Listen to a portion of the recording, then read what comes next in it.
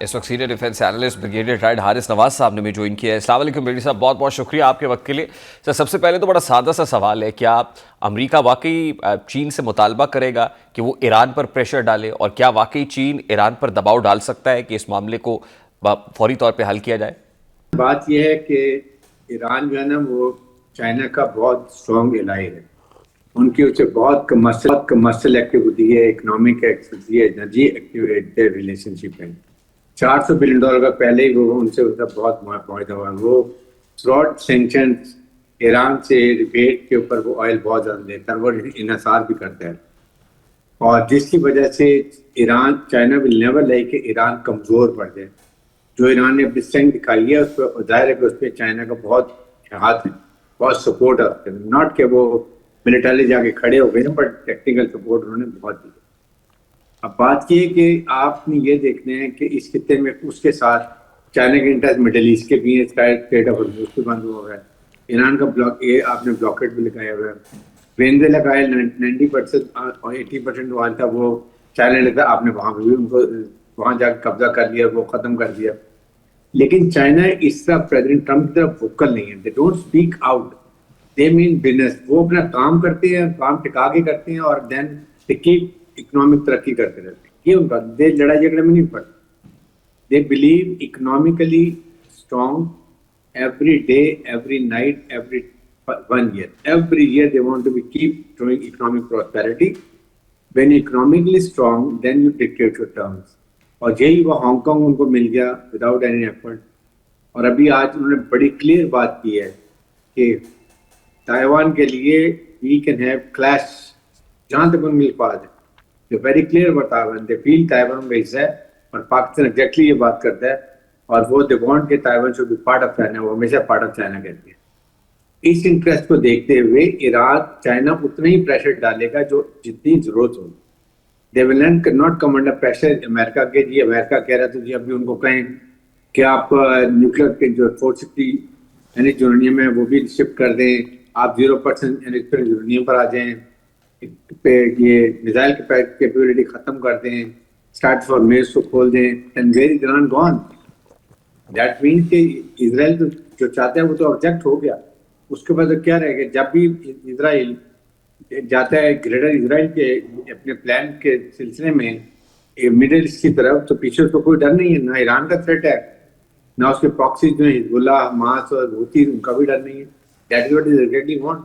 इसलिए Iran, America, China में like कि ईरान अपना थ्रेट रखे लिमिटेड लेवल के ऊपर। यस, एनरिचमेंट यूरेनियम के वो कह सकते हैं हमारे को भेज दो, हम उसको रखते हैं। बिल्कुल बेशक, there is definitely a reason behind it कि चाइना के अपने स्टेक्स टू समहाउ और द अदर बहुत हाई है, और जाहिर है दे वुड नेवर विश के यूएस की जो डोमिनेंस है वो हो। लेकिन दूसरी तरफ जाहिर है ये सारे का सारा मामला सिमट के इकोनॉमिक सेंट्रिक बहुत हो गया है, और जाहिर है चीन की अपनी जो इकोनॉमी है वो इसके साथ जुड़ी हुई है, वो भी इफेक्ट हो रहा है। तो आपको नहीं लगता कि कहीं ना कहीं चाइना ये ज़रूर चाहता है कि ये अब एस्केलेशन बढ़े ना, बल्कि मामला किसी ऐसे एग्रीमेंट तक पहुँचे जो कंक्लूसिव एग्रीमेंट हो, और जिससे आबना हुर्मज़ एटलीस्ट खुले, जिससे ग्लोबल जो इकोनॉमी को एक बहुत बड़ा हिट आया हुआ है कम से कम वो बेहतर हो? तो उसके लिए चाइना क्या रोल प्ले कर सकता है? देखिए, चाइना के पास अपॉर्चुनिटी है 1-to-1 अमेरिकन से बैठा होगा। अभी डायलॉग भी हो रहे होंगे, आज भी हो रहे होंगे, कल भी होंगे। चाइना विल डेफिनेटली लव के सीज फायर हो जाए, परमानेंट सीज फायर हो जाए, ईरान का ब्लॉकेट खत्म हो जाए, स्ट्रेट ऑफ हॉर्मुज़ ओपन हो जाए। दिस इज द प्रायोरिटी 1, ताकि जो ईरान से ऑयल का फ्लो है चाइना को वो भी जाता रहे, जो मिडिल ईस्ट से ऑयल का फ्लो है स्ट्रेट ऑफ हॉर्मुज़ से वो भी उसको जाता रहे। अगर एक रास्ता वेनेजुएला का बंद हो तो कम से कम ये तो खुलने चाहिए। इसके लिए वो अमेरिकन को भी ब्रीफ करेगा कि वो प्रेशर डालें ईरान पे जो वो सस्टेन कर सके। और वो प्रेशर ठीक है, 460 किलोग्राम एनरिच यूरेनियम जो है वो आप बिल्कुल चाइना में शिफ्ट कर दें, दैट फाइन। लेकिन अगर आप ये कहेंगे कि आप 3.5% जो पीसफुल पर्पस यूरेनियम को अरेंजमेंट करना होता है, जो आपको अपने एटमी रिएक्टर के लिए, पीसफुल पर्पस के लिए, मेडिकल के लिए, एनर्जी के लिए, एग्रीकल्चर के लिए चलाने, वो तो दुनिया में राइट है। हाँ, अंदर आइए ये कि इंस्पेक्शन के अंदर करें, बिल्कुल ठीक है। सेकंड, मिसाइल कैपेसिटी वो कभी भी काम नहीं करेगा। दैट मीन फिर तो बिल्कुल ही इजराइल के रेमो करम पर हो जाएगा, वो कभी काम नहीं करेगा। स्ट्रेट ऑफ हॉर्मुज़ जस्ट देखे ना, उसके लिए आप बात कर सकते हैं कि आपने उसका जो $300 बिलियन का इतना नुकसान किया है अनप्रोवोक्ड, ना उन्होंने अटैक तो किया ना उन्होंने कुछ किया, वॉर रेपरेशन की बात जो है 300 बिलियन की, उसके लिए या तो आप उसको आप वॉर रेपरेशन दें ईरान और इसराइल और अमेरिका, और एल्स ये है कि आप उसको स्टेट ऑफ हॉर्मुज पे टॉलरेंस लगाने दें कम से कम लिमिटेड पीरियड के लिए, जब तक कि वो अपना पूरा वॉर ऑपरेशन का जो खर्च हुआ है वो नुकसान पूरा कर ले। उसके बाद आप वर्ल्ड मैकेनिज्म एक मैनेजमेंट मैकेनिज्म बना लें, उसके हिसाब से हम उसको खोल दें। लेकिन अगर आप ये कहें कि आप चाइना ईरान को डिफीट हो गई और हम अपनी मर्जी की करेंगे, इस पे नहीं हो सकता। ये ईरान ने बड़ी क्लियर बता भी थी। इस लिहाज से एक चाइना यस, अमेरिका के लिए चाइना में अच्छे आने के बाद भी एक ऑप्शन यही है। उसके बाद देखिए मैंने सीजफायर करवा दिया परमानेंट, और मैंने हमेशा के लिए ईरान की न्यूक्लियर कैपेसिटी खत्म कर दी। यस, ये वो अपने वॉर से एक लेसन लेके, एक फेदर लेके अपने कैप में जा सकता है।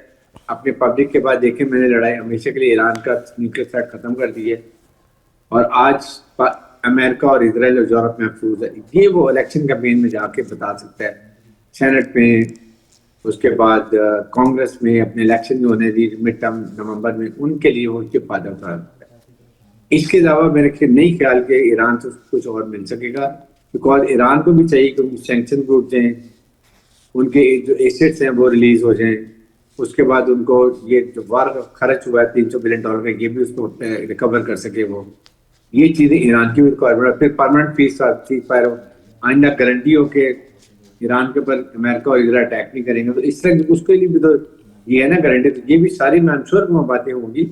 और चाइना का जो भी ईरान के स्टांस है, ये पाकिस्तान जिससे डील कर रहे हैं, इसमें चाइना की हार्ट एंड सोल शामिल है। China has been always guiding Pakistan, and I'm sure they might be having a good, since they have a relation with China, Iran तो उनको भी बताते होंगे, तो इसलिए वो बिल्कुल ऐसे नहीं करेंगे कि ईरान को प्रेशर करें। They will have own way to push in. बिल्कुल सही। लास्टली ब्रिगेड साहब, जाहिर है जो आपने यूएस पर्सपेक्टिव के अंदर बात की है, उन मिड टर्म इलेक्शंस हो या इंटरनल पॉलिटिक्स हो या एक्सटर्नल एलाइज का प्रेशर भी हो, दे वुड विश के एज अर्ली एज पॉसिबल इसको समेट लिया जाए। कितनी देर तक प्रोलॉन्ग करने का मुतामिल हो सकता है यूएस? देखें, यूएस बिल्कुल मुतामिल नहीं हो सकता, ना वो लड़ाई कर सकता है ना लड़ाई करे, इसलिए कि अमेरिकन पब्लिक सख्त नाराज है। वहां पर जो इन्फ्लेशन और गैस और ऑयल की प्राइसेस हैं वो बहुत तकलीफ दे रही हैं। सेनेट और जो कांग्रेस है वो भी नाराज है, और अभी उसको ज्यादा भी लेनी पड़ी, 60 से ज्यादा हो गए हैं। They have to get permission of the Congress से, एक वो भी मारा होगा। NATO is not happy, European Union is not happy, खलीजी ममालिक बिल्कुल नाराज है, उनको बिट्रेल हुआ है, उनको बड़ा नुकसान हुआ। $1 ट्रिलियन का जो उनके नजदीक अमेरिका ने जाके एक डिफेंस का बनाया था, घेरा बनाया था, सारा छोड़ के चले गए इजराइल को प्रोटेक्ट करने के लिए, वो भी उस पर नाराज है। उनकी भी थिंकिंग चेंज हो रही है, और उनका सारा जाहिर लड़ाई होगी तो आप पहले 60-70 दिन गुजर गए हैं, अगर और 50 दिन 60 दिन होते हैं, देखें उनका ना ऑयल जा सकता है, ना गैस जा सकती है, ना ईरान का ऑयल जा सकता है, ना ईरान का। तो क्या चाइना को सूट करेगा, मिडिल ईस्ट को सूट करेगा, पूरी दुनिया को सूट करेगा, नेटो को नहीं करेगा, यूरोपियन यूनियन को नहीं करेगा। आपको पहले इकोनॉमिक क्राइसिस हो चुके हैं, एनर्जी क्राइसिस हो चुके हैं, फूड सिक्योरिटी की क्राइसिस हो चुके हैं, जो फूड जाती है यार खलीज ममालिक में सब जगह पर जाती है, वेजिटेबल जाती है, फ्रूट जाते हैं, मटन जाता है, चिकन जाता है, फ्रोजन सब नहीं जा रहा। तो कितने क्राइसिस हो चुके हैं, तो वो जो देख के 2 महीने के लिए और हो जाए, I don't think it is possible.